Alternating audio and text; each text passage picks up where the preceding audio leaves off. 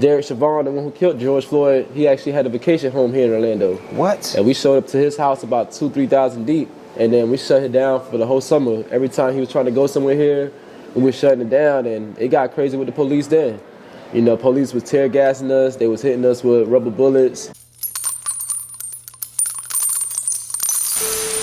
You know, we recently, you know, as of last year, linked up with the reform movement, and if people ain't familiar, that's the movement that was founded after Meek Mill was improperly incarcerated up there in Philly when the judge got into him for doing them wheelies in the street. And then wanted to take him to jail. So at that time, Jay-Z and Mike Rubin linked up and started a movement for him, pushing for reform, getting petitions signed, and then they said, you know what, let's start a whole nonprofit.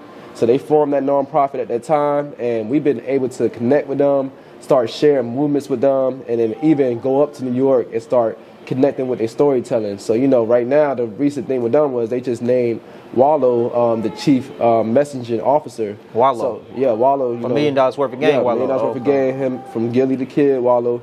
He's actually a big part of reform. He's been with them from the start. So he just became their chief messaging officer, and he's in charge of all their communications.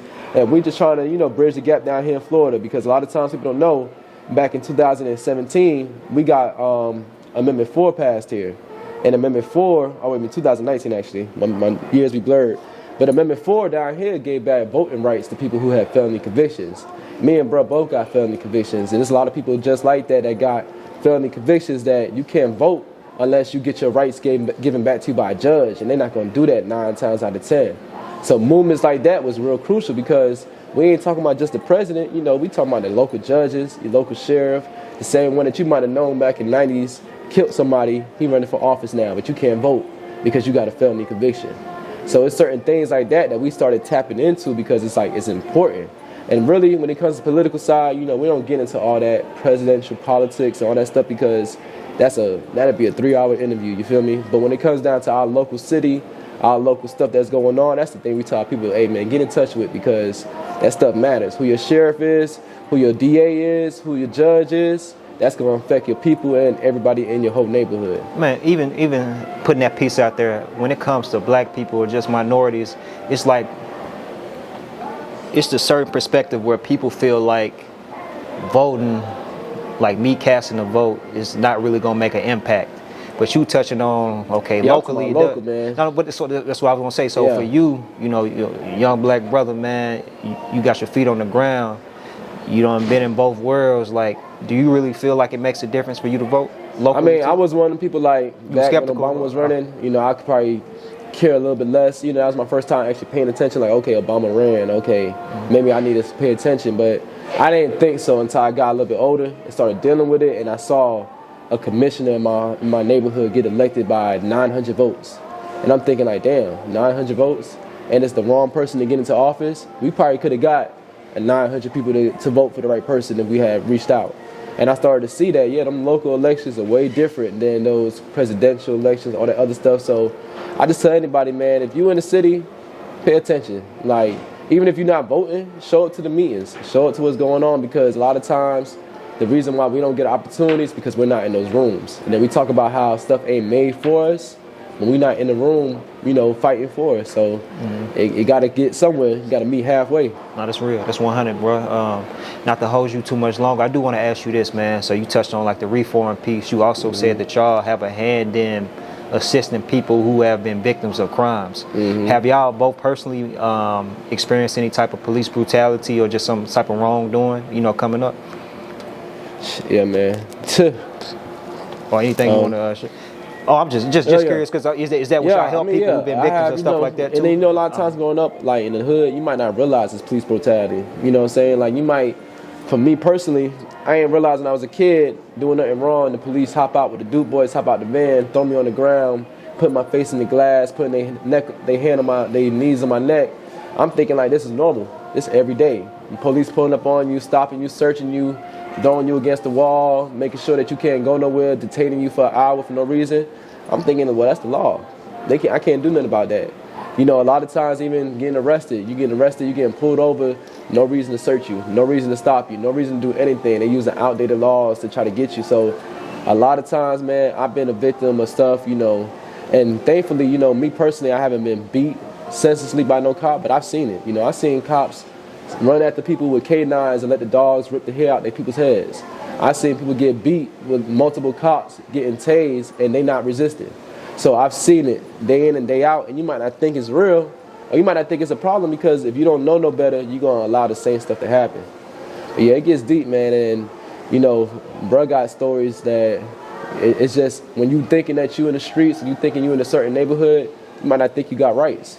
You might not think that you can't tell nobody this police did something dirty to me because you was out past a certain time and they might look at you sideways. For sure. So it's a lot. It's deep. No, it is deep, bro. And it's dope to hear that y'all got a hand in like helping make an impact or be a support system for somebody who may be experiencing that and they may not know their rights though. So y'all educating them and all of that, you know, not just supporting them or lending a helping hand, but it seems like it's kind of a slippery slope too, because I'm sure a certain person would want to take a violent, you know, act with something like that. They experience some type of police brutality. They may want to do, you know, get back in a different type of way, you know. But yeah, man, you know, we trying to work with the tools we got, but I will say, you know, we was also back in 2020 when the stuff happened with George Floyd. We was out sometimes 10,000 deep here in the city in Orlando. 10,000.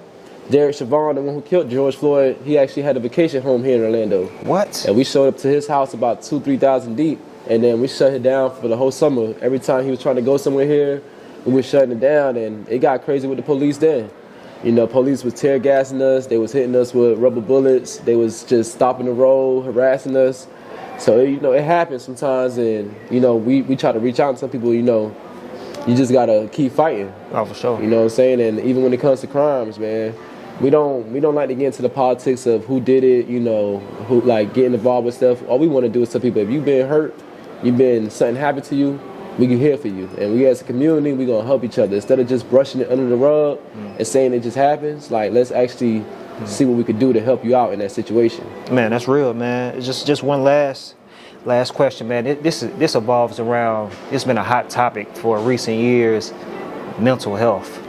Like they've been pushing that more so recently. Not saying it's been an issue, but as far as like when it comes to minorities, black people, I mean, a lot of people, I know I didn't, when I grew up, I didn't have like a doctor I went to, like a therapist and nothing like that, you know what I'm saying? But more so recently, it's been a hot topic, you know, online. Like, do y'all have a hand in any type of mental health counseling or resources, anything like that? Yeah, we actually did, like, back, it's funny you said that, like 2017, we started a Let's Talk Mental Health in the Black Community series. We used to do it annually. You know, and the only thing that stopped it briefly was the COVID.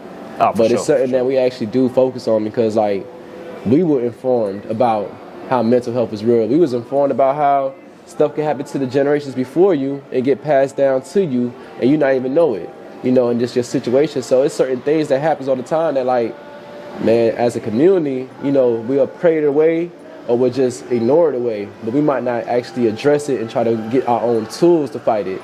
So, you know, I'm a believer in multiple approaches. You know, I'm all about the faith-based approach, praying for it, but I'm also a believer in faith without works is dead.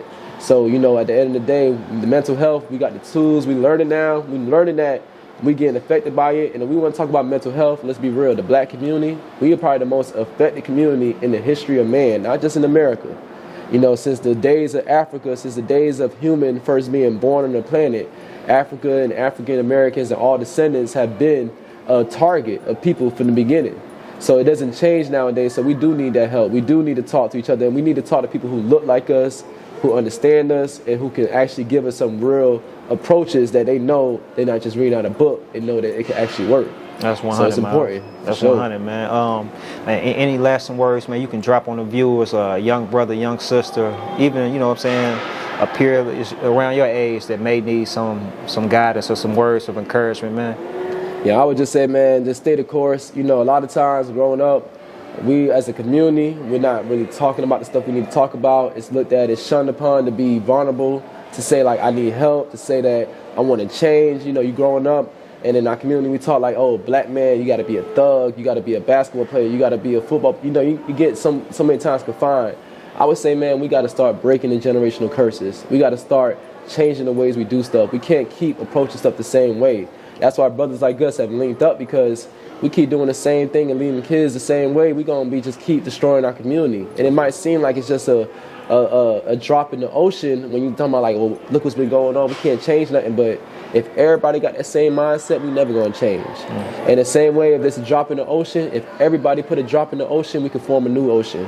So, you know, if anybody feels inspired to do something, start, man. It could be something as small as just talking to the kid on your block or talking to the person in your family. But if everybody was to be charged to do something, we wouldn't be still talking about this 20 years from now, 20 years from when Martin Luther King, and 20 years from Malcolm X, and 20 years from all these Marcus Garvey, people who've been doing stuff. It wouldn't be all for nothing if we all just started doing something.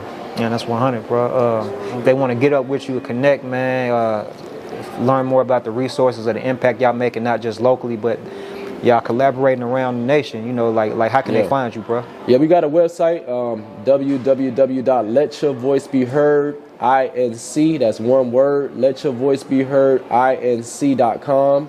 And then on Facebook, Let Your Voice Be Heard Inc., Instagram, Let Your Voice Be Heard Inc., you know, and then really getting in touch with us online, you know, hitting us up on Facebook, Instagram, the website. We got different things going on, events. So really, you know, look us up, man. And, you know, I'm Miles King. You can find me on Facebook too, you know what I'm saying? So Let Your Voice Be Heard Inc.com. That's the way to get in touch with us, and we keep everything updated there. That's 100, man. I appreciate you chopping up with a humble soul, dog. No, I appreciate you, man. Appreciate you coming out here and, you know, blessing us with the camera, man.